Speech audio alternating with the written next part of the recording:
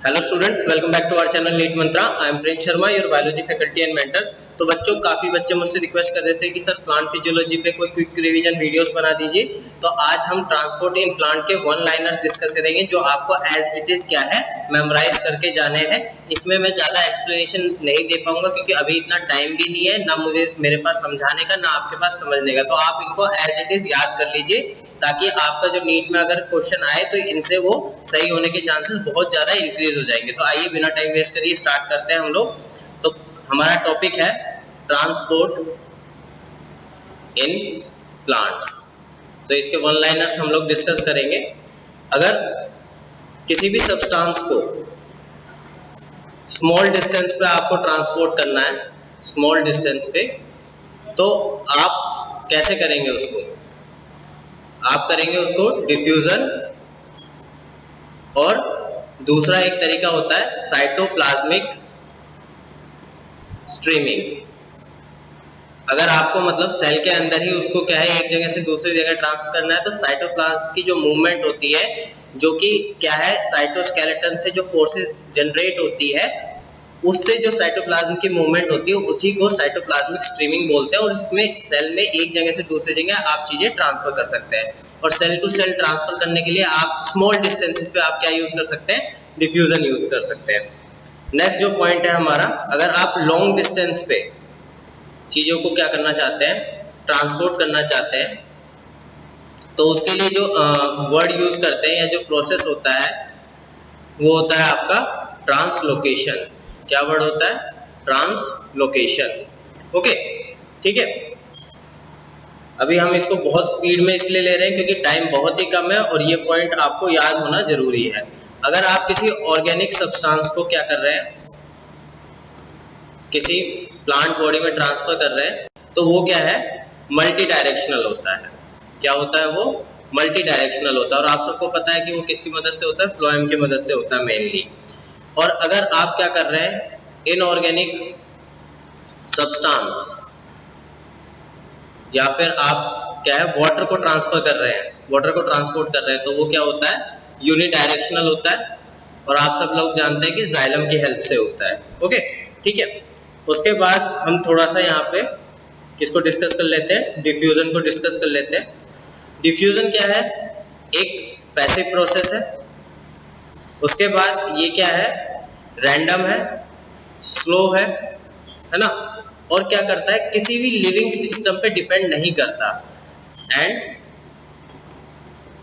Does not depend on living system.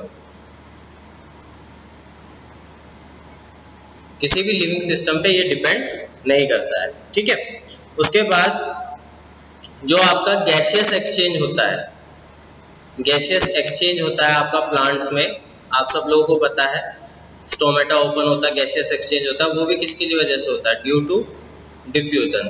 किसकी वजह से होता है? वो भी due to diffusion. Okay, next जो पॉइंट है अपना वो हम डिस्कस करते हैं। डिफ्यूजन के बारे में ही है। डिफ्यूजन डिपेंड किस चीज पे करता है? Diffusion depends on.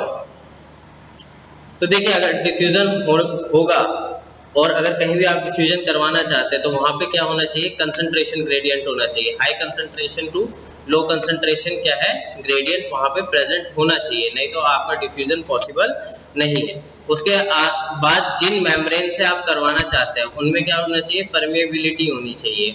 उन मेम्ब्रेन में क्या होना चाहिए? जिस भी चीज का आप डिफ्यूजन करवाना चाहते हैं उसके लिए वो परमिएबल होनी चाहिए। और उसके बाद इन द एंड किस चीज के ऊपर ये डिपेंड करता है? Temperature and pressure. नेक्स्ट जो है, नेक्स्ट पॉइंट हम लोग देख लेते हैं इसमें। नेक्स्ट हम बात करते हैं आपका फैसिलिटेटेड डिफ्यूजन। तो डिफ्यूजन और फैसिलिटेटेड डिफ्यूजन में आपका क्या अंतर है? ठीक है, तो ये इसमें क्या है? कैरियर्स की रिक्वायरमेंट होती है। जैसे डिफ्यूजन में किसी भी कैरियर की जरूरत नहीं होती, यहाँ पे कैरियर की रिक्वायरमेंट होती है। और कौन से सब्सटेंस से ये कैरियर आउट होते हैं? हाइड्रोफिलिक मोइटी वाले सब्सटेंस। जो वाटर, हाइड्रो मतलब वाटर, फिलिक मतलब लव, जो वाटर को क्या करते हैं, लव करते हैं, या वाटर को मतलब उसके लिए क्या होते हैं, वाटर की चीजों से बाइंड कर सकते हैं, उन्हीं को क्या बोलते हैं, हाइड्रोफिलिक मोइटी वाले सब्सटेंस बोलते हैं, और उन्हीं के थ्रू क्या होता है, फैसिलिटेड डिफ्यूजन होता है। अब इसके लिए भी आपको किस चीज की जरूरत है, इसके लिए भी आपके पास क्या होना चाहिए, ग्रेडियंट होना चाहिए। ठीक है, सबसे पहली बात ग्रेडियंट रिक्वायर्ड है इसमें। कैरियर मीडियम होना चाहिए, जैसे कि मैंने बताया आपको कैरियर मीडिएटेड होते हैं ये। ठीक है, और उसके बाद इसमें एनर्जी की रिक्वायरमेंट नहीं होती, विदाउट एनर्जी इसमें एनर्जी की रिक्वायरमेंट नहीं होती। तो फैसिलिटेड डिफ्यूजन के बारे में मैंने क्या कहा, carried out for those substances having hydrophilic moiety. Facilitated diffusion उन सब्सटेंसेस का होता है जिनके पास क्या होते हैं, हाइड्रोफिलिक मोइटी होती है, यानी कि वो पानी को प्यार करते हैं। उसके लिए क्या, उसके बाद क्या होता है, यहाँ पे ग्रेडियंट होना चाहिए, कैरियर होना चाहिए, कैरियर मीडिएटेड है, और इसमें क्या है, एनर्जी की रिक्वायरमेंट नहीं होती है। ओके, इसको एक बार रब कर लेते हैं, फिर आगे देखते हैं।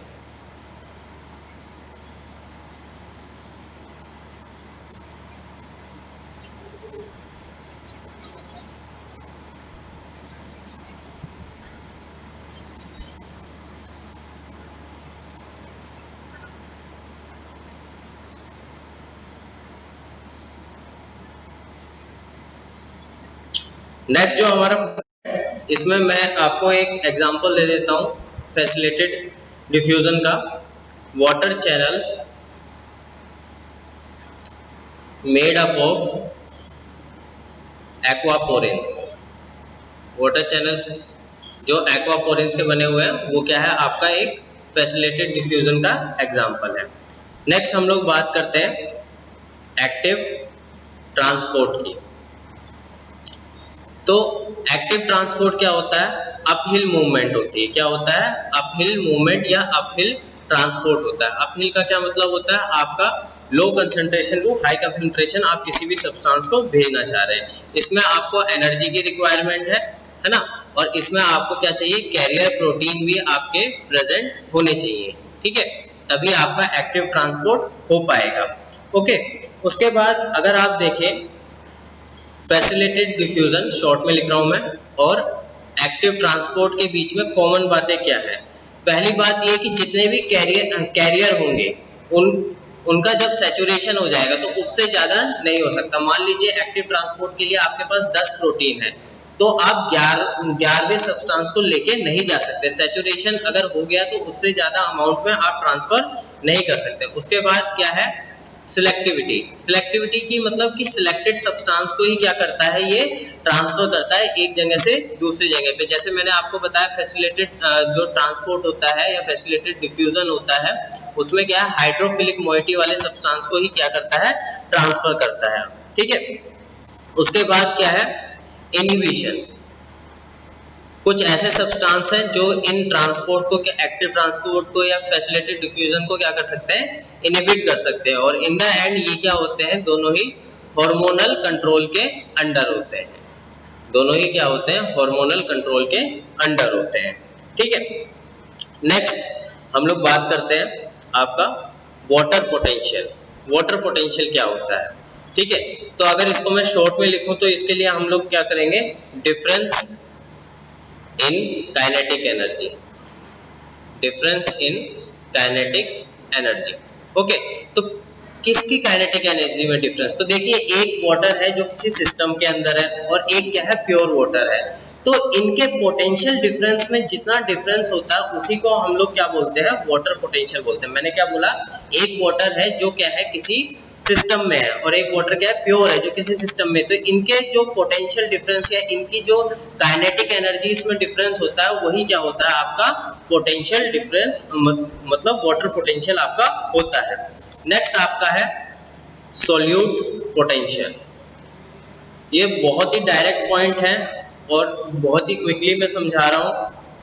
तो यहाँ पे क्या होता है, इसको अगर शॉर्ट में लिखूं, loss of free energy. Loss of free energy. अब फ्री एनर्जी का लॉस क्या क्यों होता है, due to addition of solute.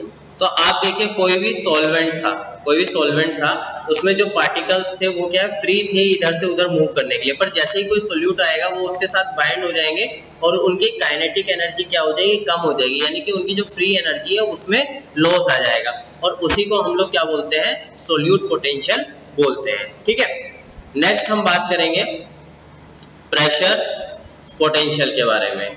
किसकी बात करेंगे हम लोग, प्रेशर पोटेंशियल। प्रेशर पोटेंशियल क्या होता है, change in change in free energy due to external pressure. तो फ्री एनर्जी में अगर कोई चेंज आ जाता है किसी एक्सटर्नल प्रेशर की वजह से, है ना, जो कि एटमॉस्फेरिक प्रेशर से अलग है, मैं क्या बोल रहा हूँ, प्रेशर पोटेंशियल क्या होता है, फ्री एनर्जी में वो चेंज जो किसी एक्सटर्नल प्रेशर की वजह से आया है, और वो एक्सटर्नल प्रेशर एटमॉस्फेरिक प्रेशर नहीं होना चाहिए, उसके अलावा कोई और प्रेशर होना चाहिए। ठीक है, नेक्स्ट जो हम पॉइंट देखते हैं वो ये है, टोनोप्लास्ट, वैक्यूल की मेम्ब्रेन को टोनोप्लास्ट बोलते हैं, और दूसरा है आपका एंड प्लाज्मा मेम्ब्रेन। सेकंड कौन सा है आपका, प्लाज्मा मेम्ब्रेन। ओके, तो ये क्या है, जो टोनोप्लास्ट और प्लाज्मा मेम्ब्रेन है, ये दोनों ऐसी मेम्ब्रेन है जो डिसाइड करती है कि सेल के साइटोप्लाज्म में क्या रहेगा और क्या नहीं रहेगा। ओके, तो अगर कुछ सेल के साइटोप्लाज्म से बाहर नहीं जा सकता तो उसको हम वैक्यूल में डाल देते हैं, और टोनोप्लास्ट क्या है, उसको सेल के अंदर एंट्री नहीं करने देता। ऐसे ही प्लाज्मा मेम्ब्रेन क्या होता है, सेल के बाहर से कोई सब्सटेंस आना चाहता है और अगर सेल उसको अंदर नहीं आने देता तो प्लाज्मा मेम्ब्रेन उसको क्या है, सिलेक्टिवली साइड में हटा देता है कि भाई साहब आप अंदर नहीं जा सकते। ठीक है, ये बात आपको याद रखनी है। ठीक है, एक बार इसको रब कर लेते हैं हम, फिर आगे बढ़ते हैं।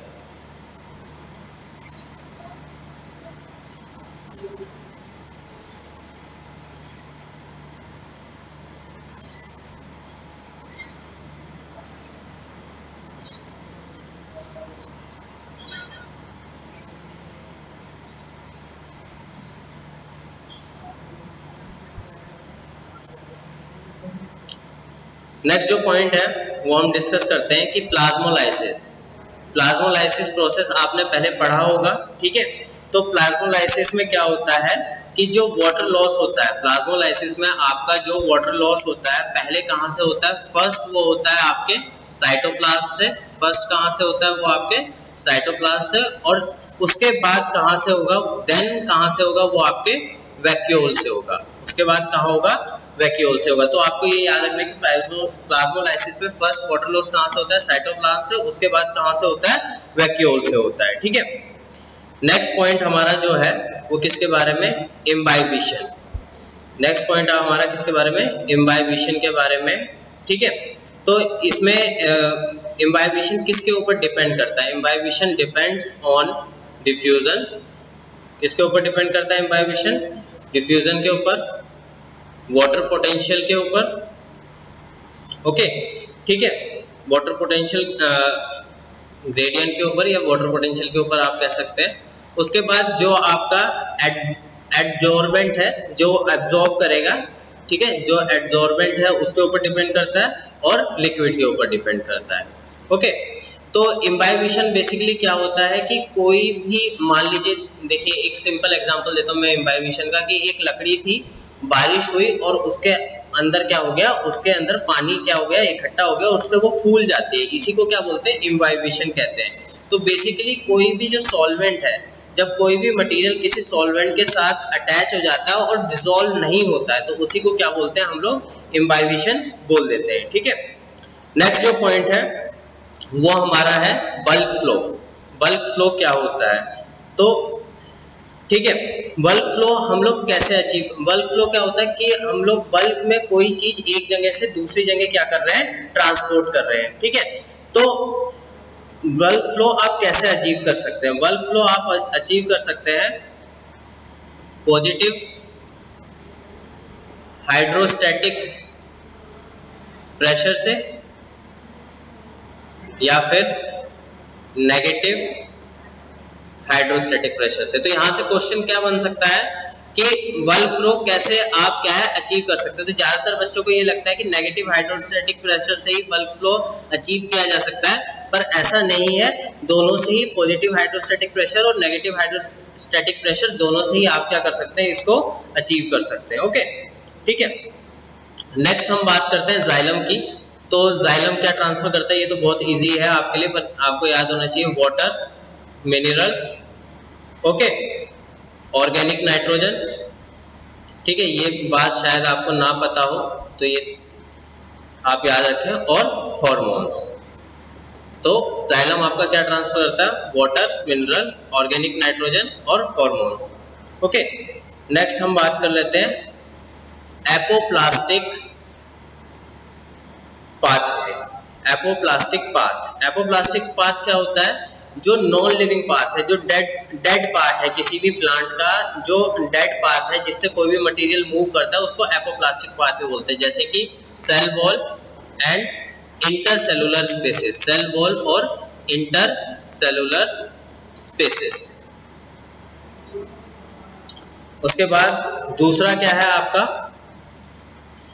सिम्प्लास्टिक पाथ या सिम्प्लास्टिक पाथवे आप बोल सकते हैं, ठीक है। तो जो लिविंग पार्ट होता है, जैसे कि आपका प्रोटोप्लास्ट, इंटरकनेक्टेड प्रोटोप्लास्ट है ना, इंटरकनेक्टेड प्रोटोप्लास्ट, ठीक है, उसको सिम्प्लास्टिक पाथवे। अगर कोई सब्सटेंस डेड पाथवे से मूव कर रहा है तो मतलब वो एपोप्लास्टिक पाथवे में, और लिविंग से कर रहा है तो मतलब वो सिम्प्लास्टिक पाथवे में। ओके, तो आज के इस वीडियो में हम एक लास्ट पॉइंट और डिस्कस कर लेते हैं, नहीं तो वीडियो बहुत लंबा हो जाता है, आप लोग देखते नहीं है इसको। इसके मैं सेकंड पार्ट में और पॉइंट डिस्कस कर दूंगा, वो भी बहुत जल्दी मैं आपको क्या है अपलोड कर दूंगा। तो हम बात कर लेते हैं रूट प्रेशर के बारे में, इस पे भी इंपॉर्टेंट क्वेश्चन बन जाता है। तो हम लोग किसके बारे में बात कर लेते हैं, रूट प्रेशर के। तो रूट प्रेशर होता किसकी वजह से, आपको पहले ये याद होना चाहिए, पॉजिटिव हाइड्रोस्टैटिक प्रेशर की वजह से क्या होता है, आपका रूट प्रेशर होता है ना, ठीक है। तो देखिए, जो रूट प्रेशर है वो क्या है, पूरा कैपिलैरिटी नहीं ला सकता। मतलब अगर कोई बहुत ऊंचा प्लांट है 30 फीट का, 15 फीट का, तो वो ऊपर तक वाटर नहीं पहुंचा सकता है ना। वो क्या कर सकता है, सिर्फ आपका एक थोड़े से लेवल तक, जैसे 5 फीट तक क्या है वाटर को पहुंचा देगा। और रूट प्रेशर का सबसे बड़ा कंट्रीब्यूशन क्या होता है कि जैसे जो वाटर की चेन है, जैसे मतलब वाटर क्या है नीचे से ऊपर जा रहा था, ठीक है, और बीच में क्या हो गया, चेन ब्रेक हो गई, तो उस चेन को फिर से जोड़ने का काम कौन करता है, आपका रूट प्रेशर करता है, ठीक है। तो ये बात आपको याद रखना है कि जो ग्रेटेस्ट है वर्क है रूट प्रेशर का, वो ये है कि reestablishment of continuity of water column. जो वाटर था उसकी कंटिन्यूटी को दोबारा से मेंटेन करना ही क्या है, रूट प्रेशर का काम है। तो ये कुछ पॉइंट थे ट्रांसपोर्ट इन प्लांट्स के। और अगर आपको ये वीडियो पसंद आए तो आप मुझे कमेंट सेक्शन में जरूर बताएं, मैं और वन लाइनर्स आपके लेके आऊंगा और 12 तारीख से पहले सारे पोस्ट कर दूंगा। Thank you very much.